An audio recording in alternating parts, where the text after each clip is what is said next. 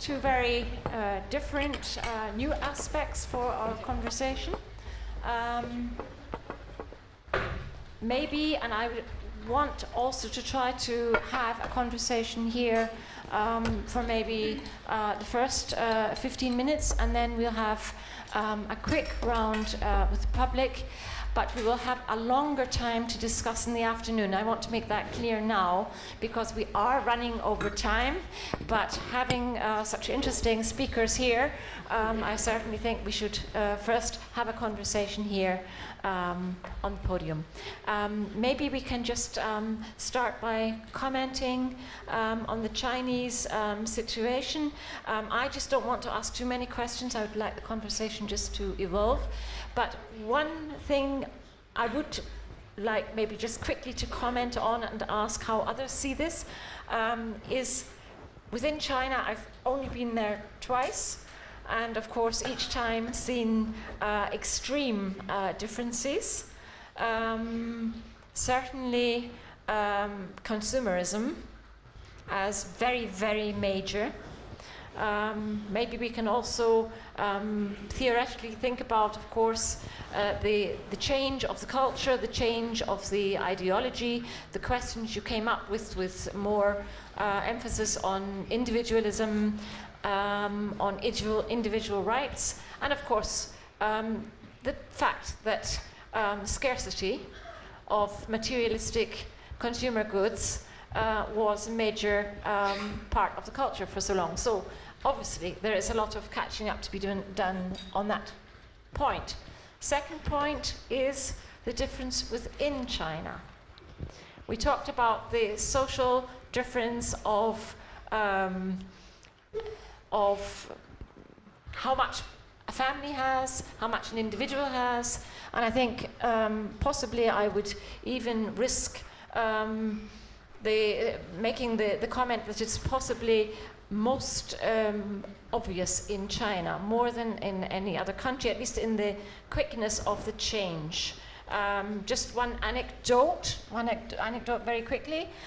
In Hong Kong, where I was at a conference, an international conference, and there were queues outside the shops where there were the most expensive commodities, the most expensive commodities one could think, and like in a airport, outside on the pavement, there was, you'd had to pick a queue because there were too many young people inside.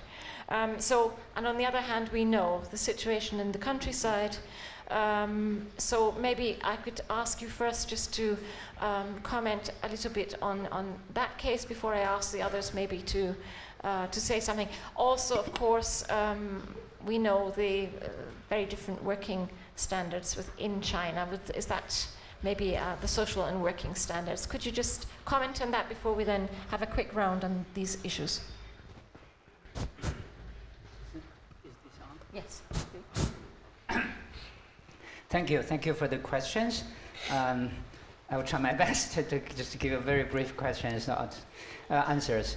Now, from the last one first. In Europe, the first thing I noticed when I got off the airport at Frankfurt is to see so many advertisements are in Chinese. There's several Chinese banks are operating there. However, this could be illusionary. Meaning, not only because only a small number of rich Chinese can travel all over the world purchasing all the luxury goods. Not only that, but also Chinese travel purchasing not only for themselves. A major part of the things they purchase, middle class Chinese, they purchase for others. Gift is a major thing in Chinese social life. If you travel, you're supposed to bring in a gift to many, many people. Therefore, the latest statistics, yesterday I saw the online news in Southern California, every single Chinese tourist spends $3,000 US on average. On gifts. Not on everything else. I'm just saying, a lot of Chinese spend money for gifts. That's one thing. It's a small thing. Inequality. The official figure of Gini coefficient in China is 4.6. But the unofficial figure, which everything unofficial tended to be believed by Chinese people, except the date. They would say everything is fake, except that the date on the newspaper is true. But the unofficial figure is 6.1. But I figure somewhere in between might be true. 4.6 versus 6.1. Oh, 0. Sorry. It cannot be bigger than 1. Yes. Right. Anyway, so this is definitely true, inequalities. However, if you look at the issue from two more perspectives, one is historical. Early on, you mentioned the poverty standard by World Bank is $1.25, right? When we were working under the collective, our average gross income is 50 cents Chinese currency. By that time, the exchange rate is 1 versus 5. So it's 10 cents US dollars, gross income. And the majority of Chinese living under poverty. I was forced to drop out of school at the 5th grade, start working at the age of 13, and experience a famine in several years, and then travel illegally in China, so desperately searching for food. All of these things. I was not unique. I was rather among the majority. So looking at that level, regardless all the horrible, terrible things happen in China in terms of social inequality, that one has changed tremendously. In relation to that, if you look at absolute poverty, situation has changed a lot. So even today, the poorest Chinese families have food, have clothing, have a shelter. That was not the case in my time. So, however, the public perception, how people feel about it is different. Because in my time, people felt equality instead. Because if you look around, majority of people are equally poor, then you are happier. If you look around, some individuals got much richer, a lot richer than you do, you're not happy, especially those people get rich by means which you don't feel justifiable. That's the case. Okay, so what else? Okay. I think that's a major question. Okay. Would anyone could we just stay with China for a second? I look at Lars Feld. Would you like to comment on the development in China?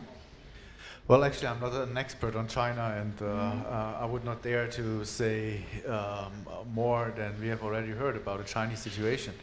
The only two things I would like, or perhaps three things I would like to add is, first of all, even when you think about the distribution of income inequality regionally, you must keep in mind that there are different purchasing powers behind.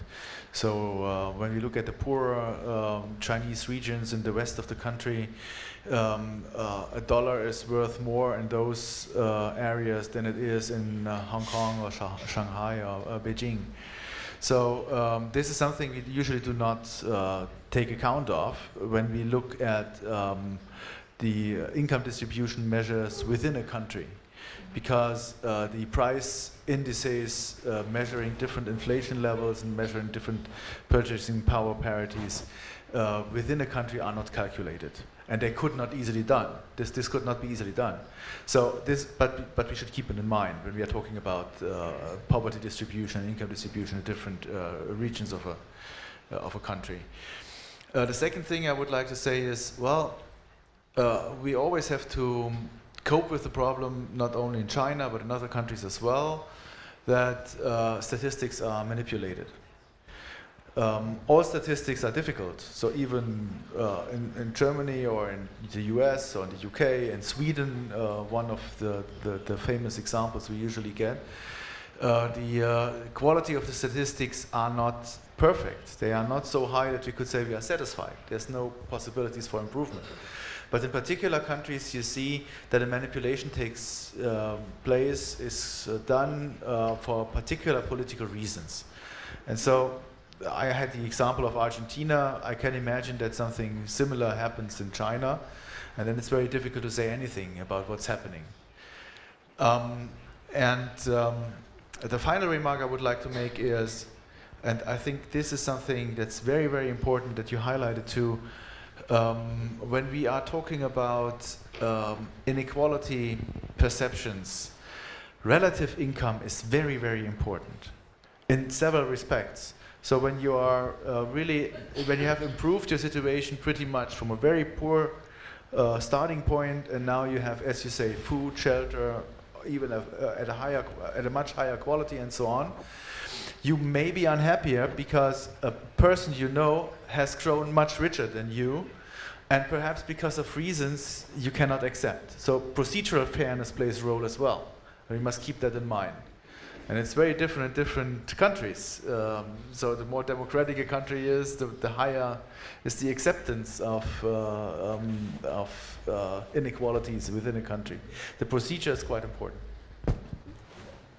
John Ralston, I'd like to ask you if you'd like to comment on the new, not on China, but on, I'd like to move to the other... I was going to ask him a question. Okay, you can ask him a question, then I get back to citizenship. There's sort of several parts to it. One is, you talked about universal values, but you didn't say which ones they were. I don't think. I said a I mean, few. I missed it, maybe. Maybe I missed it. Mostly is, you can just put it under the lump sum category, individualism, dignity, freedom, choice. I see. So that's what you meant. Right to happiness. Okay. Basically, for whom to live your own life.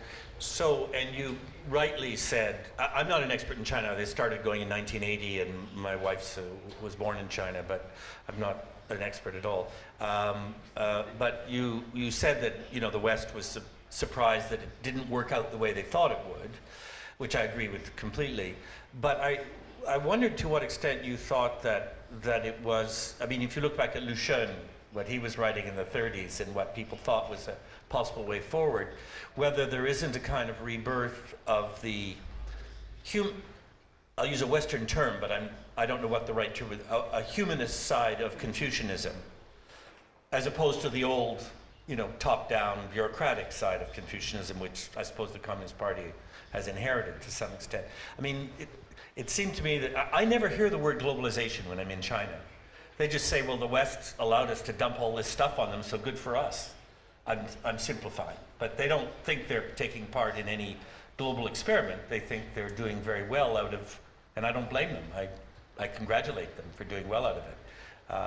But they don't say, nobody I know in China talks about this as being part of a globalist experiment. So those are questions, sorry, to you. Just let Manuela join in this conversation, and then... Okay, I have 2 points. I think it's important, again, to differentiate between poverty and inequality, because I think when we're talking about perceptions as making the difference between whether people are happier or not, it seems to be that although people have shelter and food, they're unhappy because that's individual perception. But I think it's important to keep in mind that while poverty has been reduced in China, while there was big, and there is big economic growth within China, inequality has been growing exponentially. And that's not something that's just about individual perception, but it's something that also has to be taken into account globally, because that has been something that most people do not talk about, because that's within China. We're only interested in China's impact at the global level, in how globalization has affected other parts of the world, and look at China, this is a success story. Now, at the same time, when we don't hear the word globalization in China, that's, I think, part of a different kind of perception that hasn't been mentioned yet, and that's China has been part of globalization even before the word was coined in Europe. And while and was doing markets when we were in the caves. Exactly. Sorry, it was doing markets when we were in the caves. Europe was completely peripheral. So what is happening is not a rise of China out of the blue. What is happening is what other people have termed the comeback of China after a relatively short historical hiatus of 250 years, but having been there and globally there for thousands of years. So I think the perception is also something that we have to reflect onto ourselves in not being the center of globalization, but having joined in relatively recently if we take a long-term view. Yunxiang, would you like to comment on that before we go back to citizenship? Well, there's so many different questions. I don't know which one I should comment on. But I'm just stubbornly stick onto my own line. That is, I agree entirely with you about this. Number one, the actual increase of inequality in China, nobody denies that. Number two, the difference between perception on poverty and the inequality. However, I would argue this is exactly what I mean, the positive impact of a market economy, introducing a whole set of universal values which give you the new line of thinking, saying it is not right a society being polarized, being unequal. Because if you look at before the revolution of 1949 and after, definitely even today, China is so polarized, it's not as polarized as before 1949. And yet, if you look at the discourse, public discourse, currently the discourse on the unjustifiable inequality differs from the communist discourse on pre-1949 inequality. It's based on entirely different values. That's what I meant. And especially if you look at the individuals, eventually how individual thought and act will have the aggregated effect, pushing for regime change or at a significant change at the national level. Nobody can predict. However, too many howevers.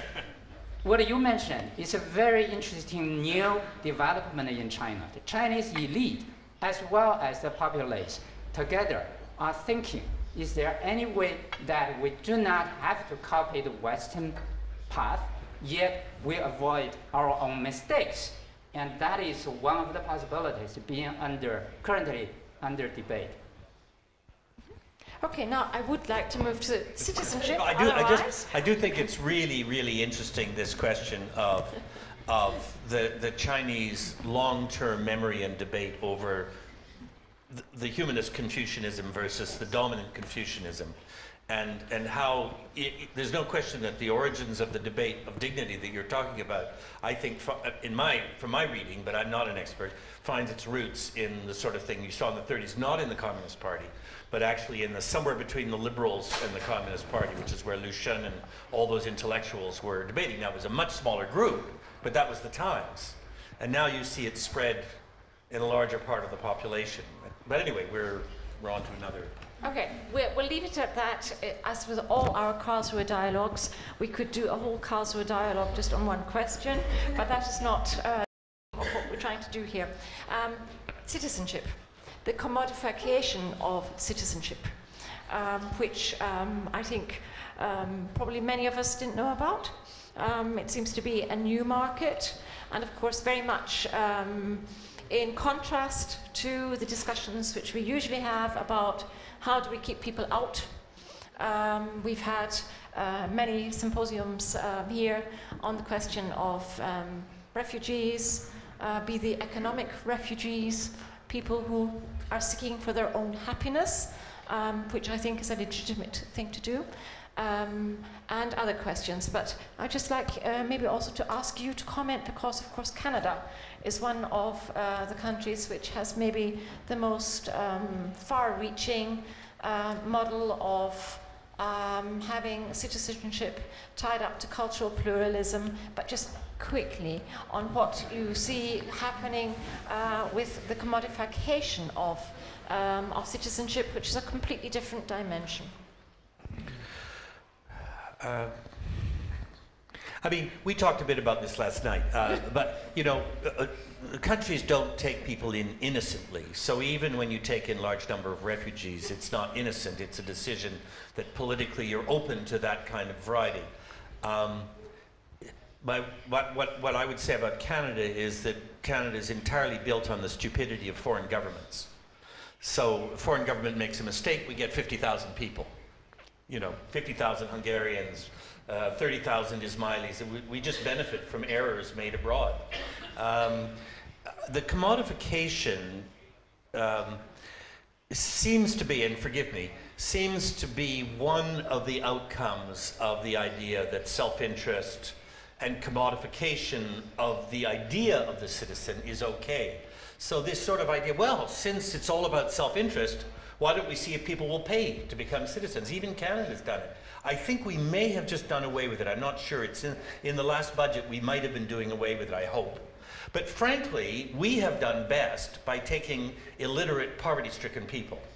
Because the illiterate, poverty-stricken people work 4 times harder than anybody else and really want to make a place and really want to become involved. When we bring in middle, upper middle class people, they're playing other cards, and they're much less interested in the public school system, they're much less interested in paying taxes, they're much less committed to the public good. So I myself am a direct descendant of poverty-stricken, illiterate immigrants, and I'm all for it. I think it just puts, the point is when you invite people in, it's an invitation to get married. So we invite about 0.75 to 0.8% of our population a year into the country. Within 4 years, 85% of them are citizens. United States, it's 40%. In Europe, it's about 7%, I think. Few statistics. And the point is very simple, which is the invitation to come, mixed and changing though it is, the invitation to come is basically an invitation to get engaged. And we want you to get married as quickly as possible, because once you're married, you're a citizen, through a public ceremony, which is done in the States also, a public ceremony where you publicly join, don't give up, you join, then we want you to join a political party and get involved in volunteerism and paying taxes and painting. And when I speak at citizenship ceremonies, I always say, now that you're a citizen, your primary obligation is to become as annoying as possible in public, so that they really get the point that we want you standing up and complaining and pushing for change. And people love that because they understand they're wanted and they're needed. So I think the commodification is a catastrophe. Okay, thank you for the statistics, John. I'm quite delighted that you have used statistics, because I think if we look at the difference between 40% in the US, I'm not mentioning Canada. Canada is just such a model. No, we're making, actually we've been making more and more mistakes in this area in the last 2 years. But certainly the difference between 40% and 7% in Europe is a question that indeed then the difference between commodification, where you can get over that by buying yourself in, plays in the global story a very much more serious point in the European context, where it is difficult to get full citizenship. I know I have lived here for 43 years and I do not have citizenship. So I think we are there seeing also an inequality which we haven't seen up to now. That within the European context, just one comment to Lars Feld, because we know in the German situation we have a shrinking population, an aging population. We are desperately needing young people to come in not to be commodified, but to be maybe instrumentalized as part of, I'm being a provocateur here, to be part of our economy. So can I just maybe ask Lars Feld to comment on the question of do economists and do companies even think about the question of rights of people who are coming in, so that we don't make the mistakes of instrumentalization as in the guest worker politics, which was a very faulty kind of a policy? Yeah, well, you alluded to a host of different questions, very difficult to answer. First of all, perhaps I can address the Canadian immigration policy, which is very much managed along the needs of its economy. So the point system you have in Canada, aside the pure refugees for political reasons that you mentioned, John, is very much designed for, it is. Definitely it is. There are different, I mean, I don't disagree entirely, but there are many parts to it. So family reunification, for example, traditionally is about a third of the people who come in. It's nothing to do with economics, because family reunification is bringing in people's mothers and fathers and grandmothers most of whom actually don't speak language and don't have the education. So there's parts of it that are completely economically driven, parts of it are political refugees, parts of it are family reunification, and parts of it are crazy and accidental. And it varies over the years. We have good moments and bad moments. I would say we're in a slightly bad moment now, because we've limited the number of refugees who should be going back up. You're mixing things up. On purpose, because there are different parts to it. That's the point. There are different parts to it. Well, of course there are different parts. It's not entirely if you have families coming, but then first, in the first place, those who enter the country and are then able to attract their families, they are selected, if they are not pure political refugees, on economic grounds. And this is done in Canada by a point system, which is very much looking at the different needs of the economy in that country. And you could say, well, this is instrumentalized, but on the other side, you could also say, well, if we have a full free movement of individuals across the world and give them pure citizenship, then other things we are happy with, in particular our welfare states, don't make any sense anymore. Think about the importance and the increasing importance of citizenship across the world as being accompanied of an increasing importance of the welfare state. When you are a citizen of a country, you can at least access social assistance. This is what you usually have. It is directly, at least in the European countries, but also in the North American countries, aligned with that. And in those welfare states that are fully developed, and the US does not belong to those, it is more difficult to accept immigration, whereas in the US it's easier to do.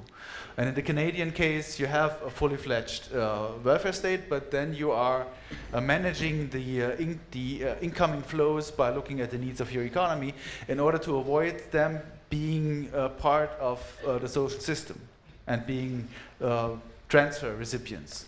That's a difference here. And this is something we need to keep in mind. The second question I would like to answer is the following. Of course, we think about the possibility to increase immigration in order to cope with the economic effects of demography in Germany. We are not so much interested in the question, what does this contribute to economic growth in this country? Because you must always think of growth per capita. Growth in GDP per capita, not only growth overall. But when you think about the financing of the social security system, what some colleagues sometimes call implicit debt of the country, then immigration is a possibility to facilitate the problems or decrease the problems in that area. But what we are currently calculating is a net inflow of people to Germany of 200,000 persons per year, every year. And still, our social security system would not be financed by this amount. Keep in mind that 200,000 net inflow of immigrants in Germany is meaning, or is implying, at least given the experience in the past, that you would have, on average, 1 billion cross inflow, because we have, on average, 800,000 leaving the country. And this is something we must cope with. 800,000 leaving the country. 800,000 are leaving per year, and 800,000? Yes, of course, you have a lot of exchange. Yes. We talk also about reversed immigration. Well, some people go back to their countries, other people come in. You have always this type of exchange. And when you look at the net inflows that you need in order to sustain a social security system, you need 200,000 people. For 200,000 people, you need a gross inflow of 1 million, sorry, not billion, 1 million immigrants. And this is not so small, given the 80 million we have. I would be happy if we could increase the number of immigrants as well. Yeah. So I'm not, as I said in my presentation, economists usually are inclined towards free flows of capital and labor. But on the other side, I acknowledge that there might be social problems coming out of that. And the outcome last Sunday is the outcome due to this, these social problems. You don't need to accept them, but on the other hand, it is real, and we cannot simply say it's not present. Before I give the last word to Manuela, just also a quick information comment. We also see in the 800,000 who are leaving, it is not, as we thought, previously. That was the guest workers, they would come, they would work here, they would then get old, and then they would go home. Who's going? Who's going? It is the well-educated, very often those who have even been born in this country, who know the system and who see also very interesting entrepreneurial possibilities in the countries where their parents and their grandparents came from. So that is also an aspect of reversed immigration and of the global. Yeah, quite often those going back to their origin countries have made a fortune here. And we cannot simply say it is guest workers having been poor and still being poor going back home. It's not like that. They are well educated usually, and also native Germans well educated go to other countries. When you think about the net outflow of scientists in a certain period in time that we had that went to the US, to the UK, to Canada, to Australia, to the Anglo-Saxon countries. Overall, you have something like that. We have this type of migration going on, and we have to keep that in mind. Yeah, It's becoming normal. I wasn't disagreeing with you. I'm just saying the point system, which changes. I mean, we redefine it all the time, but it isn't. Part of the point system is designed precisely because of the demographic problem, because we also have it. The two growth areas we have are Aboriginal people and immigrants. You know, those are our two population growth areas. But the other is it's a complicated thing, and it just gets being redone. So it's not all entirely directly economically designed. It's more complicated than that. Doesn't mean it's better or worse. It's just more complicated. That's all I'm saying. Okay. Yes. Before, and then Boatkä is going to have the very last word. You are going to comment. Just want to add a very, very short footnote to this. That is, I think the commercialization of citizenship, what is it done? The most negative effect is the detachment of meanings from the very notion of a citizenship.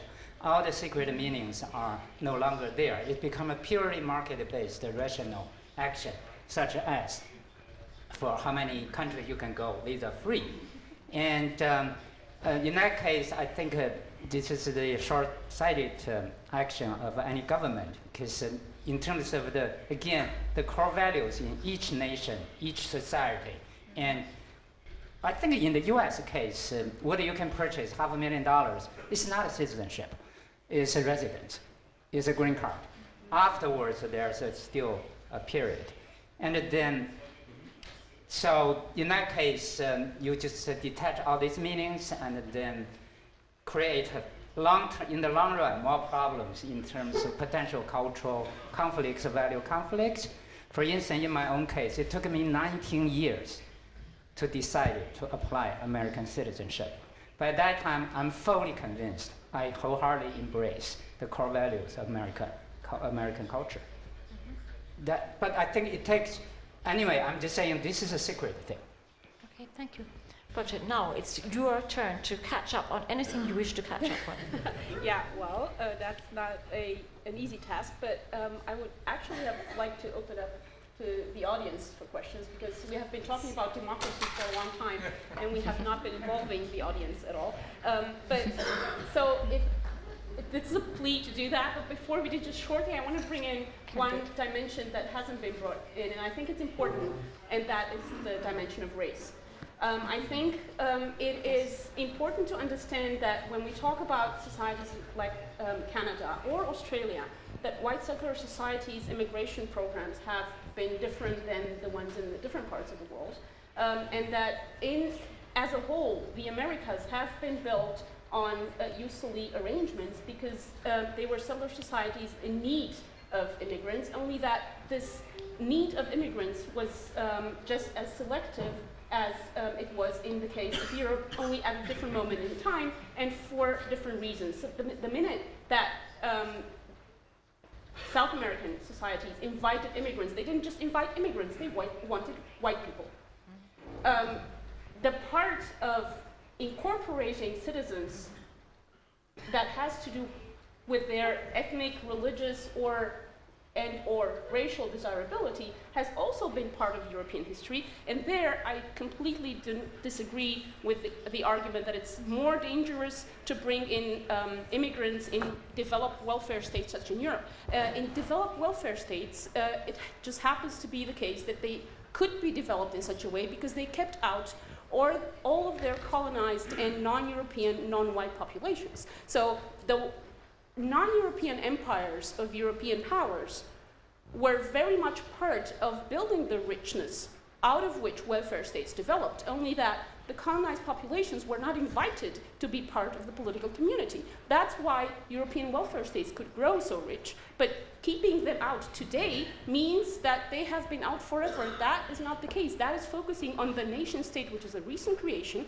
and not focusing on the power relations that have excluded populations, the huge populations of the world, for an entire period of the world history. Now, saying it would be a problem to let more people in is equating immigration with a drain on social security, and it has just been, okay, then if I... That's not what I said. I didn't say anything of that. The only thing I said was what came together was citizenship, well, I interrupt, citizenship on the one side, the nation state on the other side, and the social welfare state as a third development, and they coincided, and they reinforced each other. I didn't say that this is good or bad or dangerous and I don't want it and I think that somebody is eroding or social. I didn't say that. That's not true. You're done? I'm done. Okay. The minute that there's an equation of immigration with a drain on social security, or there's no mention of the fact that immigrants coming into this country are much more highly qualified than the average German population, this is a sort of selective presentation of data. So there's something to be said about anecdotes versus data, but there's something to be said about anecdotal use of data. And I think it's part of the argument to engage with these discussions. Now, if I misunderstood you, it's part of the dialogue, but in order for it to be a dialogue, we should respect each other's opinion and length of sentences. You say that I've said something which I've not said. That's the thing. I also did not say selectively using the data. I did not say that people not well educated immigrants to that country. I've not said that. I simply said we have a coincidence of the social welfare state, the nation state, and the importance of citizenship. Because those people within those countries fear that somebody is migrating into their welfare state. It's only the fear, it's not the exact fact. And the media representation. I did not say that it is like that. Yeah, okay. I'm sorry. Well, it's the leftovers of the Westphalian model. Yeah, but sorry, No, we can't. I'm sorry, because we are very well much over the time. In fact, we've only got 5 minutes for lunch. And I would imagine that we don't really democratically agree that we're only going to have 5 minutes for lunch. So my suggestion would be we stop the conversation now, we carry it on out having lunch, and I've promised the public we are going to discuss this afternoon. I'd really like to hear the public now. I mean, why don't we shorten lunch by 10 or 15 minutes? We have already, we've already absolutely out of our time.